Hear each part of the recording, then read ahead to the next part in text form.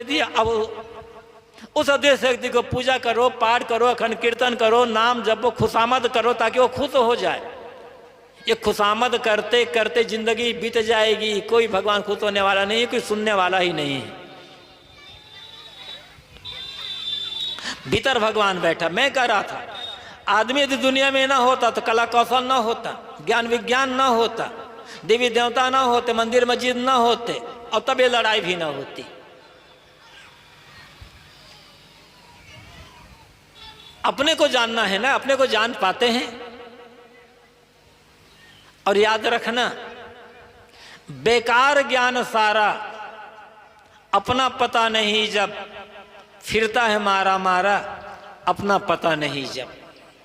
जिस आदमी को अपना ही पता नहीं है वो आदमी मारा मारा तो फिरेगा फिरेगा।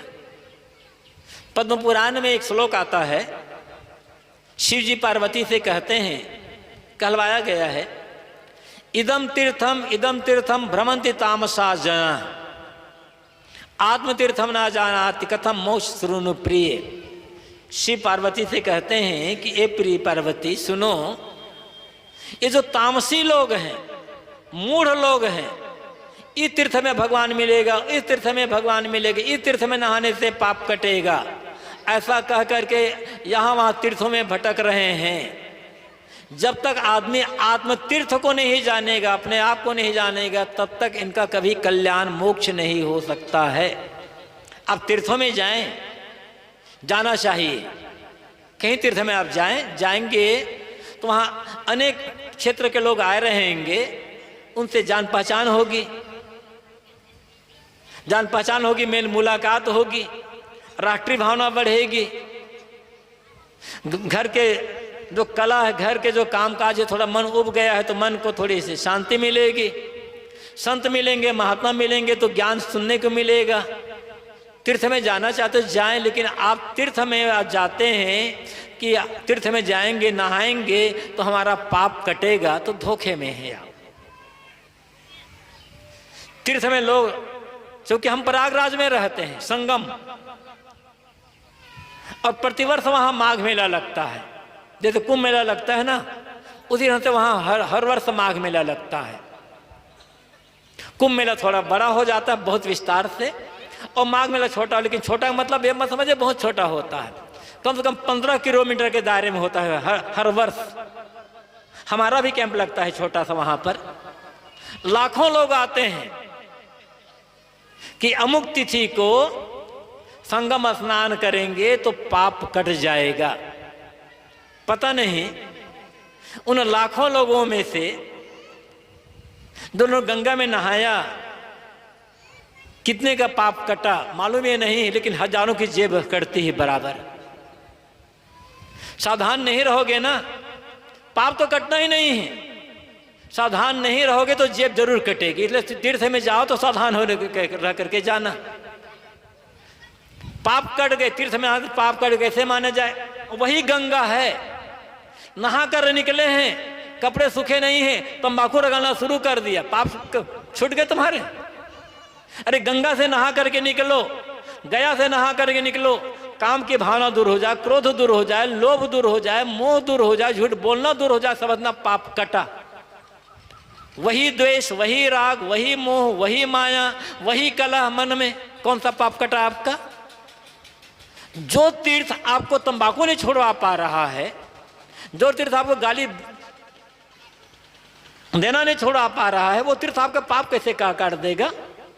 और तीर्थ में नहाते हो तो शरीर धुलता है या मन धुलता है? पाप का शरीर में चिपका हुआ है, कोई मैल है पाप तो मल में है, और नहा रहे हो, गंगा में नहा करके धो रहे हो शरीर को, पाप कैसे कटेगा? जब ज्ञान की बातें समझोगे और ज्ञान की बातों का जीवन में आचरण करोगे, गलत कर्म करना छोड़ दोगे, तो पाप कटेगा। पाप क्या है? मन की जो विकार है, मन की जो गंदगी है, मन के जो गलत चिंतन है, यह पाप है। और तीर्थ में नहाने से नहीं कटेगा। हाँ, ये जरूर कहा गया है कि सत्संग तीर्थ में नहाओ, लेकिन तब नहा करके जो बातें बताई गई है उनका जीवन में आचरण करें। तब सुनने मात्र से मैं कह रहा हूं तो मेरा पाप नहीं कटेगा, आप सुन रहे हैं तो आपके पाप नहीं कटेगा। ये जो व्यवहार है, कहने वाला और सुनने वाला दोनों ज्ञान की बातों का जब जीवन में आचरण करेंगे तब पाप कटेगा। और ज्ञान की बातों का जब जीवन में आचरण करेंगे, व्यवहार हमारा प्रेम पूर्ण हो जाएगा, तब आपका ध्यान सही लग पाएगा। लोग कहते हैं महाराज ध्यान तो लगाते हैं लेकिन मन ठहरता नहीं है। ठहरेगा कहाँ से?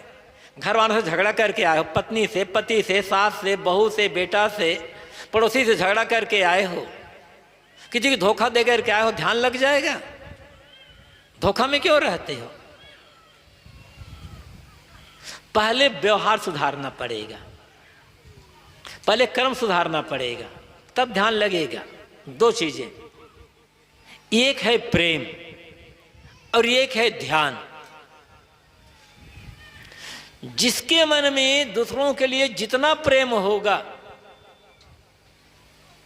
और प्रेम पूर्ण व्यवहार से जिसने अपने अंतःकरण को परिमार्जित कर लिया होगा, उसी आदमी का ध्यान लगेगा। प्रेम, और प्रेम में क्या अर्थ होता है? देना। प्रेम में लेना नहीं होता है। और जिस प्रेम की बात मैं कर रहा हूं वो लड़का लड़की का प्रेम नहीं है, किसी युवक युवती का प्रेम नहीं है कि जिससे गांव वाले परेशान हो रहे हैं, सब घर वाले परेशान हो रहे हैं। यह प्रेम मानवीय प्रेम है, हृदय का समर्पण। तो इस प्रेम में देना होता है, लेना नहीं होता। जहां पाने की भावना है, इसके लिए मैं इतना कर रहा हूं तो मेरे लिए वो उतना करे, फिर वहां प्रेम नहीं है, व्यापार है। वहां सेवा नहीं है, व्यापार है। व्यापार में घाटा भी हो सकता है, मुनाफा भी हो सकता है। प्रेम का अर्थ है दो, और दो करके भूल जाओ, याद भी मत करो कि मैंने किसको किसका क्या दिया।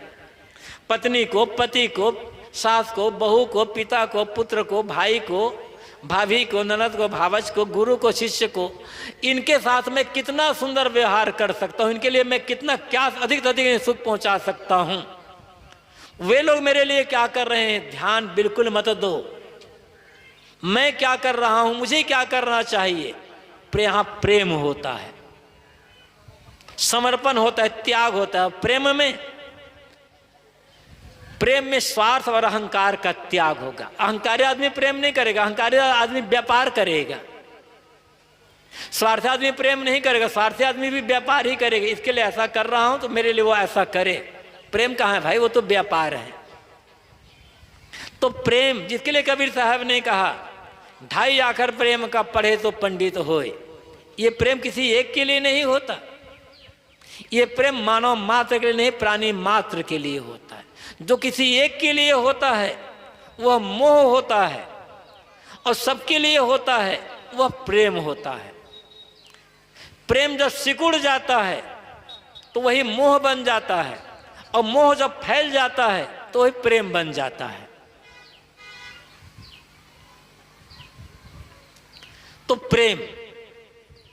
प्रेम में ये ख्याल रखा जाता है, ध्यान रखा जाता है कि मेरे तन से, मन से, वचन से, व्यवहार से किसी को किसी प्रकार की कोई तकलीफ ना मिले, किंतु दूसरे को सुख मिले, प्रसन्नता मिले, आनंद मिले, अच्छी प्रेरणा मिले, ये भाव होता है। अब इस प्रकार से जब प्रेम का व्यवहार हो जाता है, सेवा का व्यवहार हो जाता है, निर्मल व्यवहार हो जाता है, अंतःकरण जब मन जाता है, शुद्ध हो जाता है, तब ध्यान में बैठोगे तो ध्यान लगेगा। उसके लिए अभ्यास करना पड़ेगा, प्रैक्टिस। एक दिन बैठोगे, 2 दिन बैठोगे तो ध्यान नहीं लगने वाला है। लंबे समय तक लगातार। योग दर्शन में कहा गया है, योग दर्शन में महर्षि पतंजलि ने जब कहा अथ योगानुशासनम, कि मैं परंपरा से चले आए हुए योग का वर्णन करने जा रहा हूँ, योग की व्याख्या करने जा रहा हूँ, तो लोगों ने पूछा महाराज योग किसे कहते? तो उन्होंने कहा योग चित्तवृत्ति निरोध, चित्त की वृत्ति का निरोध करना, चित्त की वृत्तियां जो भटक रही है, बाहर बह रही है, उसको रोक लेना, ये योग है। योग मतलब जोड़ना नहीं है, रोकना है, संयमित करना है। तब पूछा उनसे फिर इस योग का फल क्या होगा? तब उन्होंने कहा तदा दृष्टु स्वरूपे अवस्थानम। तब ये दृष्टा जो जीव है उसका अपने आप में स्थिति हो जाएगी। फिर पूछा उन्होंने महाराज के लिए क्या करें? उन्होंने कहा चित्त की वृत्तियों का निरोध कैसे होगा? तो उपाय बताया, अभ्यास वैराग्याभ्याम तन निरोधा। फिर और उपाय बताया। फिर उन्होंने तब कहा महाराज ये तो रुकता नहीं है, तब करें क्या है? सतु दीर्घकाल नैरंतर्य सत्कारा सेवितो दृढ़ भूमि। सत्कार पूर्वक, श्रद्धा पूर्वक, प्रेम पूर्वक लंबे समय तक और निरंतर ध्यान में प्रेम हो, समर्पण हो, निरंतरता हो और लंबे समय तक किया जाए, तब वो ध्यान लगेगा, तब वो मन रुकेगा। उसके पहले मैंने कहा था जब तक मन कोमल नहीं बनेगा, और मन कोमल बनने के लिए प्रेम चाहिए। प्रेम के लिए स्वार्थ अहंकार का त्याग चाहिए। स्वार्थ, जब प्रेम से हम दुनिया से जुड़ते हैं, लोगों से जुड़ते हैं, और ध्यान से हम अपने आप से जुड़ते हैं। कबीर साहब जिस परमात्मा की बात कहते हैं वो परमात्मा, कबीर साहब का परमात्मा बाहर भी है, भीतर भी है। कबीर साहब का सगुण परमात्मा मंदिर में नहीं है, चित्र में नहीं है, मूर्ति में नहीं है। कबीर साहब का सगुण परमात्मा यहाँ हमारे सामने बैठे हुए हैं। आंख न मूंदो, कान न रूंधो, काया कष्ट न धारो, खुले नैन हंस हंस पहचानो, सुंदर रूप निहारो। साहब देखो इस सामने प्रत्यक्ष सगुण परमात्मा बैठे हुए हैं। इससे बड़ा सगुण परमात्मा कौन मिलेगा? जो खाता नहीं है, पीता नहीं है, बोलता नहीं है, चलता फिरता नहीं है, प्रणाम करे तो उसे आशीर्वाद नहीं देता, कहते हैं वो सगुण परमात्मा है। और सगुण परमात्मा ये है, खाता है, पीता है, बोलता है, चलता है, प्रणाम करो तो आशीर्वाद देता है, क्रोध भी करता है, गुस्सा भी करता है, क्षमा भी करता है, प्रेम भी जो करता है, ये सगुण परमात्मा कबीर साहब का। इनके लिए प्रेम, सेवा, इससे बढ़कर के परमात्मा कहाँ मिलेगा आपको? वास्तविक परमात्मा ये है, सबसे बड़ा परमात्मा। गीता में श्री कृष्ण ने अर्जुन को दिखाया है विराट स्वरूप दर्शन। इससे पहले वास्तविक विराट स्वरूप का वर्णन आता है ऋग्वेद में। सहस्र शीर्षा पुरुषा साक्षा सहस्रपाद सब भूमि विश्वतो वृत्वात् अतिष्ठ दशांगुलम। एक ऋग्वेद का एक मंत्र है। ऋषि कहते हैं वो जो विराट पुरुष परमात्मा है उसके हजारों सिर है, हजारों आंखें हैं, हजारों हाथ पैर है। ऐसा कौन सा विराट पुरुष परमात्मा है जिसके हजारों सिर हो, हजारों आंखें हैं, हजारों हाथ पैर हैं? यह है विराट पुरुष परमात्मा। प्राणियों का समूह, ये तो हमारे सामने जो प्राणियों का समूह दिखाई पड़ रहा है ये विराट पुरुष परमात्मा है। करोड़ों सिर, करोड़ों हाथ पैर, करोड़ों आंखें, ये विराट पुरुष परमात्मा। ये कबीर साहब के भी कहते हैं ये सगुण परमात्मा है। लेकिन ऋषि क्या कहते हैं परमात्मा के लिए?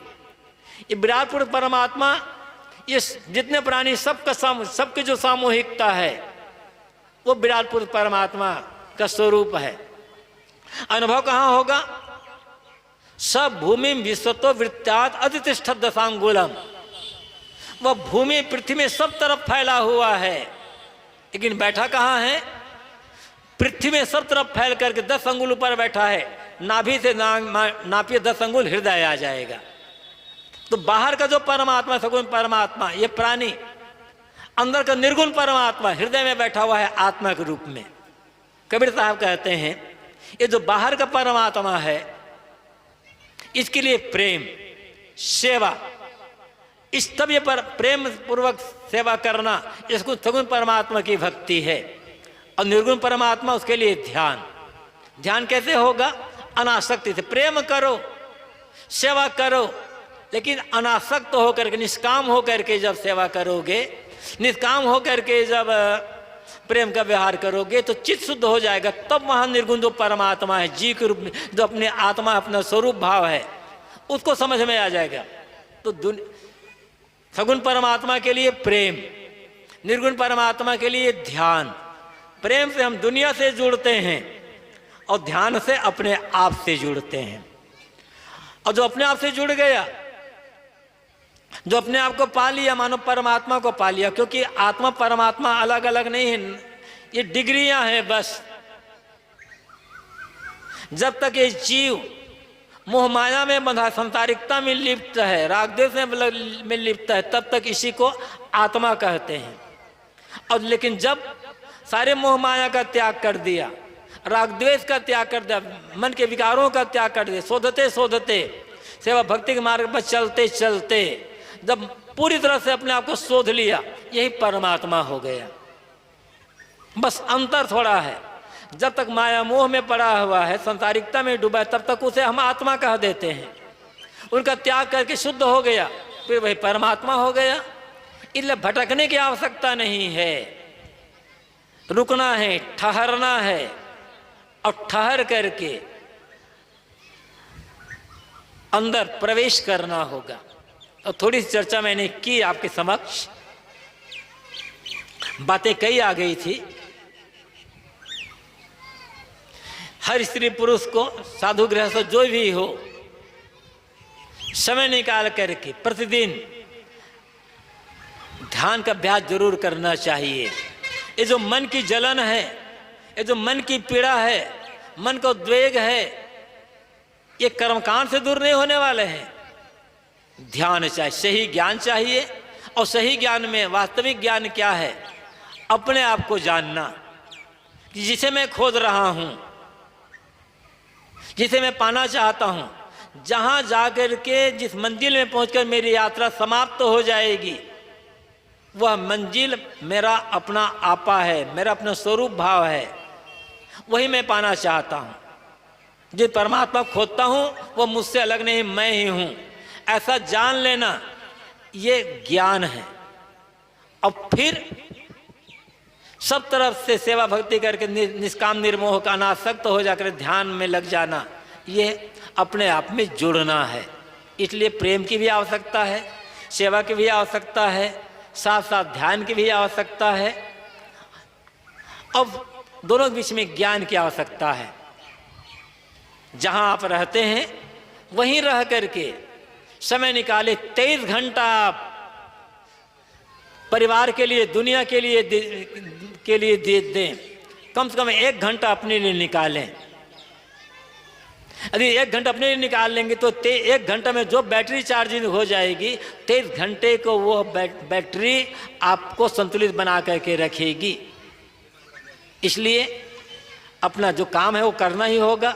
समय निकालो, ध्यान में बैठो, अभ्यास करो, सही बात को समझो और मन से राग द्वेष का त्याग करके आत्मा से जुड़ो। यहीं जा कर के हमारी यात्रा समाप्त होगी और हमारी मंजिल हमें मिल जाएगी। सारी जलन सारी पीड़ा समाप्त होकर परमानंद परम शांति का अनुभव होगा। यहाँ आकर के ये मानव जीवन पाना सार्थक हो जाएगा। आप लोगों ने मेरी बातों को ध्यान से सुना, बहुत बहुत आभार और सबके लिए शुभकामनाएं हैं। आप इतनी देर तक बैठे हुए हैं, आपके मन में संतों के प्रति, आत्मकल्याण के प्रति, आत्मनिष्ठा के प्रति प्रेम है, भावना है, श्रद्धा है। आप लोगों की श्रद्धा, आप लोगों की निष्ठा, आप लोगों का प्रेम उत्तरोत्तर बढ़ता रहे और संतों की संगति में जुड़ करके सेवा भक्ति करते हुए अपनी मंजिल तक पहुँचे, आत्मशांत, आत्मसंतोष का अनुभव करें। इन्हीं शुभकामनाओं के साथ पुनः धन्यवाद देते हुए अपनी वाणी को यहीं पर विराम।